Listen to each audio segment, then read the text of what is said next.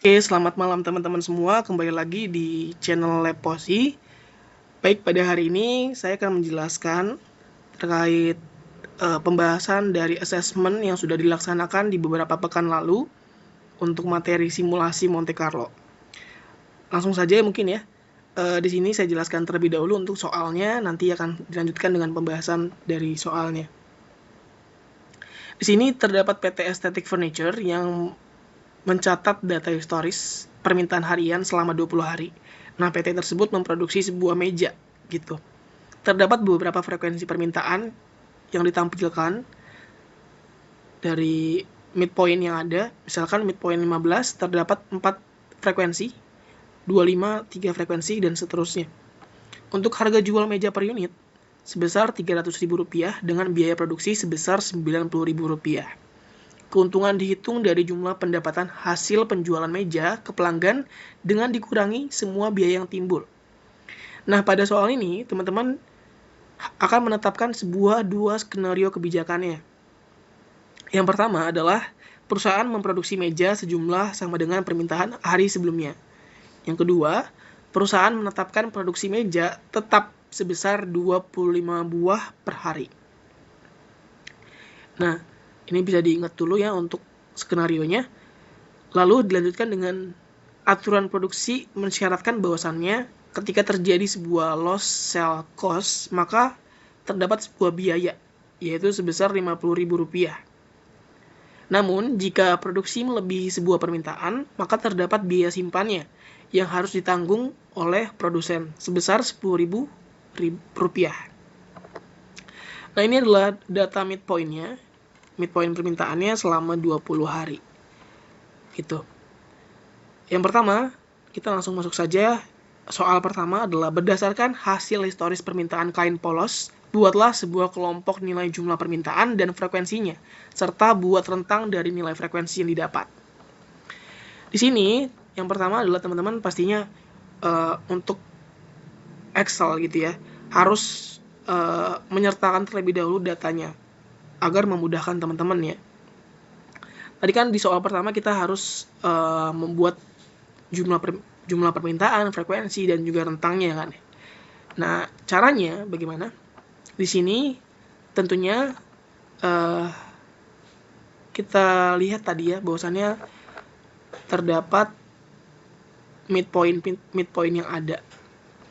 Gitu. Berarti dengan midpoint tersebut kita bisa mencari jumlah permintaan dan juga frekuensinya berapa. Misalkan jumlah permintaannya itu 15. 15 dengan berarti di midpoint terdapat 4 kali frekuensi. Dilanjutkan dengan 24 sampai 56. Gitu. Ini adalah jumlah permintaannya. Ya.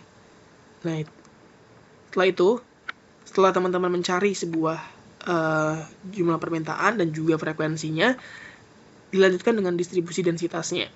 Bagaimana mencarinya? Yaitu dengan cara membagi frekuensi yang ada dengan total frekuensinya. Jadi 4 dibagi 20 didapatkan 0,2 dan seterusnya sampai bawah 2 dibagi 20 0,1. Gitu. Nah, setelah teman-teman mencari distribusi densitasnya, kita masuk ke dalam fungsi kumulatif distribusinya. Dengan cara apa? Dengan cara menambahkan distribusi densitas pertama ditambah dengan distribusi densitas selanjutnya. Jadi di sini tentunya pada fungsi kumulatif kita harus ngambil dulu nilai awalnya sebesar 0,2. Dilanjutkan dengan penambahannya. Penambahannya dengan cara menambahkan fungsi kumulatif yang pertama ditambahkan dengan yang kedua. Berarti 0,2 ditambah 0,1 dapatkan 0,3. Dan seterusnya 0,3 tambah 0,1 dapatkan 0,4. Sampai nanti hasil dari fungsi kumulatif tersebut adalah bernilai 1.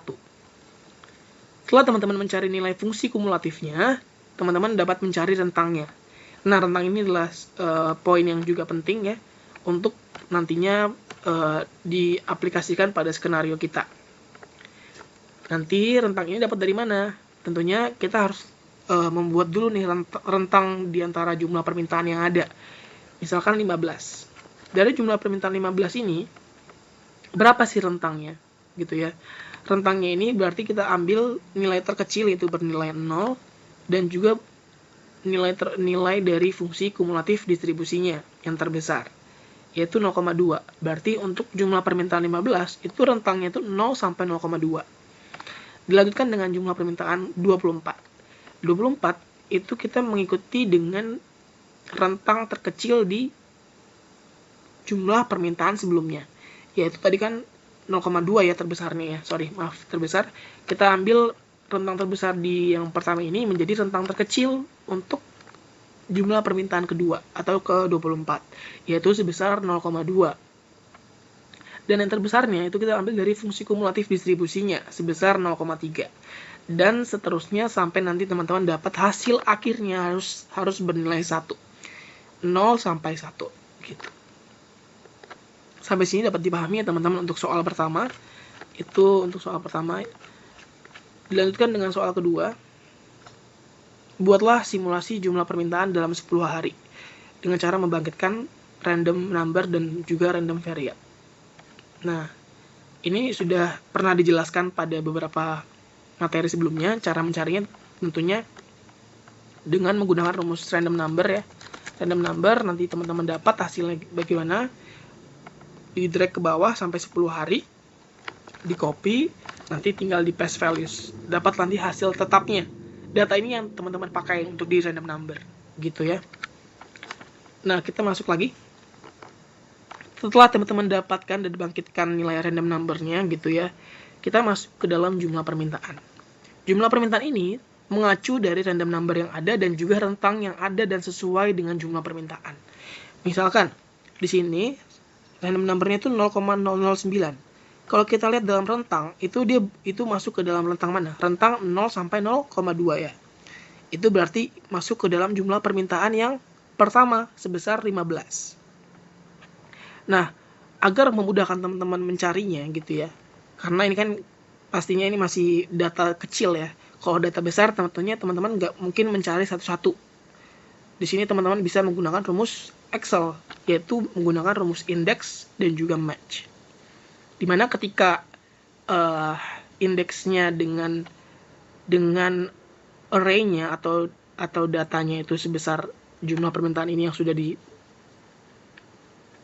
diterapkan ya, dan juga di-match-kan dengan lookup value-nya itu adalah si random number-nya, dan lookup array-nya adalah si rentangnya gitu. Dan match type-nya itu wajib 1 karena dia adalah exact, biar match-nya makin benar gitu ya. Nah, nanti dapatlah hasil jumlah permintaannya sesuai dengan rentangnya dari random number yang teman-teman punya. Gitu ya. Selanjutnya adalah jumlah produksi meja.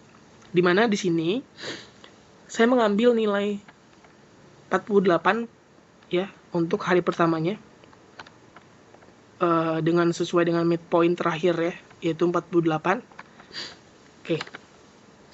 Namun pada hari kedua, karena skenarionya yang pertama adalah produksi meja sama seperti hari sebelumnya. Oleh karena itu di sini teman-teman pada hari kedua itu bernilai 15, sesuai dengan jumlah permintaan hari sebelumnya. Berarti pada hari kedua 15, pada hari ketiga 27, pada hari keempat 48, pada hari kelima 33, dan seterusnya sampai hari ke-10. Gitu ya. Baik, selanjutnya nanti jangan lupa di sum untuk jumlah produksi mejanya berapa. Kita masuk dalam penjualan ke kliennya. Di sini teman-teman bisa menggunakan rumus minimal ya. Minimal dari jumlah permintaan dan juga jumlah produksi meja. Ini sebenarnya agar kiranya si jumlah permintaan si klien ini bisa dapat dipenuhi gitu ya. Kita ambil nilai minimalnya gitu ya. 15. Kita ambil 15. Asumsinya minimalnya saja 15. Oke, setelah teman-teman dapatkan untuk penjualan ke kliennya berapa, kita masuk ke dalam pesanan klien tidak dapat dipenuhi. Nah, ini tentunya dengan cara apa? Dengan cara ketika permintaannya 15 tetapi yang diproduksi adalah sebesar 48. Otomatis kan terdapat sebuah produksi yang berlebihan, ya, tidak sesuai dengan permintaan, gitu. Disinilah teman-teman bisa menggunakan rumus if ketika jumlah permintaan itu lebih dari jumlah produksi meja, itu maka dikurangi jumlah permintaan dikurangi dengan jumlah produksi meja. Kalau dia salah, maka nilainya adalah 0. Gitu. Itu nanti teman-teman bisa lakukan agar dapat nilai-nilainya untuk pemesanan yang tidak dapat dipenuhi. Dilanjutkan dengan kelebihan produksi meja. Kelebihan produksi meja ini dengan cara dia dikurangi jumlah produksi meja dikurang dengan jumlah permintaan. Di sini teman-teman bisa menggunakan rumus if kembali. Jadi agar memudahkan teman-teman juga ya. Oke, kita masuk ke dalam jumlah pesanan yang dibayar pelanggan. Tadi dimention di soal bahwasannya harganya itu 300.000. Berarti dikalikan ya. Dikalikan jumlah penjualan ke klien dikalikan 300.000. Nanti hasilnya didapatkanlah semuanya. Nanti di sum jangan lupa untuk biaya untuk pendapatannya. Dilanjutkan dengan biaya kerugian. Biaya kerugian ini adalah dikalikan tadi yang sudah dimention di soal 50.000. Ketika ada lost sales cost-nya. Nah, berarti teman-teman bisa mengalihkan pemesanan klien yang tidak dapat dipenuhi dikalikan dengan Rp50.000. Nanti dapat hasilnya dan jangan lupa di sum. Sum juga untuk kerugiannya. Selanjutnya adalah biaya penyimpanannya. Biaya penyimpanan tadi di soal dimention bahwasannya biaya penyimpanan sebesar 10.000. Berapa kelebihan produksi mejanya dikalikan dengan 10.000. Nanti teman-teman bisa dapat hasilnya dan juga sumnya Rp95.000. Dilanjutkan dengan keuntungannya. Keuntungan di sini teman-teman bisa ini logiknya adalah berapa pendapatannya dikurang dengan jumlah produksi meja dikali dengan 90.000 ya. Dikurang biaya kerugiannya dan juga biaya penyimpanannya. Ini bersihnya ya. Ya. Jangan lupa tadi biaya produksi sebesar 90.000. Jadi teman-teman nggak bisa langsung jumlah pesanan dikurang biaya kerugian dikurang biaya penyimpanan, nggak bisa. Tentunya teman-teman punya pertimbangan dengan mengurangi dari biaya produksinya gitu. Nanti dapatlah hasil keuntungannya berapa per harinya gitu. Itu untuk skenario pertama. Nah, skenario pertama ini tentunya kita bisa lihat ya, teman-teman bisa melakukan summary untuk skenario pertamanya biar bisa dibandingkan gitu nanti sama skenario kedua. Kita langsung masuk ke skenario kedua. Bahwasannya di skenario kedua ini ya, perusahaan menetapkan produksi meja tetap sebesar 25 buah per harinya. Nah, ini 25 tentunya ya, udah kita taruh 25 semua. Dan penjualan ke klien tadi kita samakan. Nah, penjualan ke klien ini kita ambil minimalnya ya. Minimal antara jumlah permintaan dengan jumlah produksi meja. Ya, sesuai dengan rumus yang sebelumnya. Minimalnya berapa? Dilanjutkan dengan pemesanan klien yang tidak dapat dipenuhi. Di sini tentunya dengan cara apa? Dengan cara mengurangi. Menggunakan rumus if juga. Gitu ya, sama seperti tadi. Dan juga kelebihan produksi mejanya berapa? Menggunakan rumus if juga. Ya. Dan jumlah pesanan yang dibayar itu juga sama seperti sebelumnya, dikalikan dengan Rp300.000. Gitu. Jadi yang berbeda di skenario kedua ini adalah di jumlah produksi meja saja dan juga jumlah penjualan ke kliennya gitu.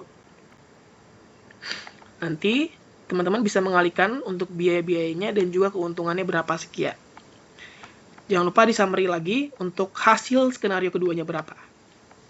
Setelah teman-teman summary untuk dua skenario tersebut, lakukan kesimpulan teman-teman. Kira-kira di antara skenario tersebut, yang mana sih yang cocok diimplementasikan, mana sih yang cocok untuk dilakukan di antara sebuah industri PT tersebut gitu. Nah, kesimpulannya apa? Berdasarkan hasil simulasi Monte Carlo, maka untuk memaksimumkan pendapatan dapat menggunakan skenario kedua. di mana jumlah produksi mengikuti permintaan sebesar 25. Jadi lebih bagus nih kita menerapkan simulasi kedua, karena kita bisa mendapatkan keuntungan yang lebih banyak gitu ketimbang skenario pertama. Karena tentunya teman-teman ya, simulasi ini juga kita pertimbangan akhirnya adalah kita ingin untung lebih banyak gitu. Kalau bisa kita pengen untung ratusan juta, ya itulah yang kita pilih untuk skenarionya, dengan mempertimbangkan dari jumlah produksi, jumlah permintaan, dan lain-lainnya. Ya, baik, itulah tadi untuk pembahasannya.